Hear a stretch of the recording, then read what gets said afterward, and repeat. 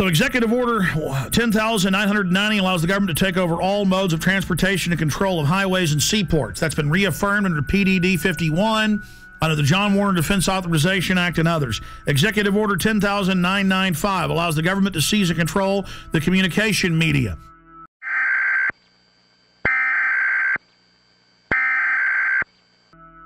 Executive Order 10,997 allows the government to take over all electrical power, gas, petroleum, fuels, and minerals. Executive Order 10,998 allows the government to seize all means of transportation, including personal cars, trucks, and vehicles of any kind, and total control over all highways, seaports, and waterways.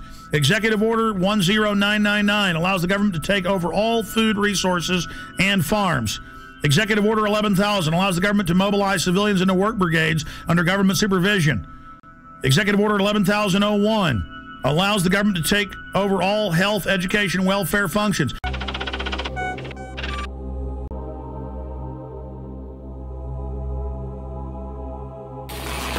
The martial law portions of Rex 84 were outlined in a 1982 memo written by FEMA Deputy John Brinkerhoff.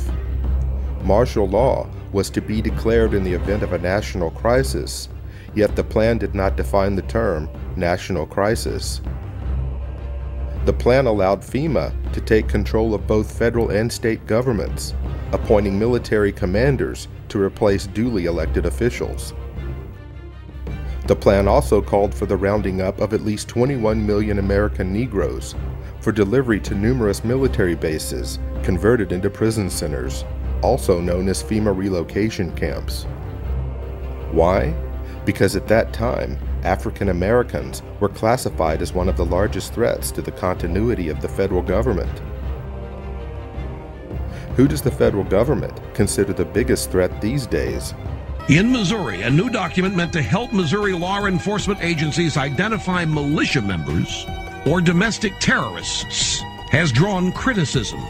The February 20 report, called the Modern Militia Movement, mentions such red flags as political bumper stickers for third-party candidates, such as Ron Paul, who ran for president, talk of conspiracy theories, such as the plan for a superhighway linking Canada to Mexico, and possession of subversive literature. So the state police in Missouri have been told that if you see a car with a bumper sticker that opposes the so-called creation of North American Union, the superhighway, that you are probably following a militia member, that you are following an anti-government radical. If you see a car with a bumper sticker that says Ron Paul for president, you might be dealing with a violent radical. Exercise extreme caution. Yeah, Governor, there are 72 of these fusion centers around the country. Yeah, and as I understand it, they coordinate information from the CIA to the FBI to the state police as well as the local police. These fusion centers have police powers, and centers around the country have been accused of targeting all sorts of people and groups. Ordinary folks who might be pro-life, pro-gun, part of a big church, support a third party, or just attend college. Not terrorists.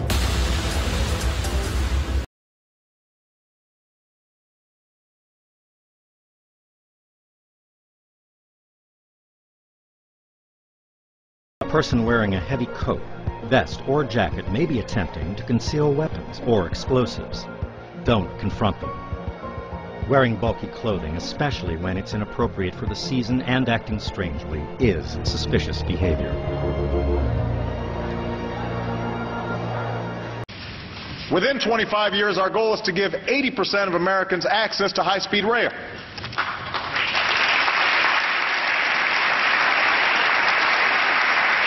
This could allow you to go places in half the time it takes to travel by car. For some trips, it'll be faster than flying, without the pat-down.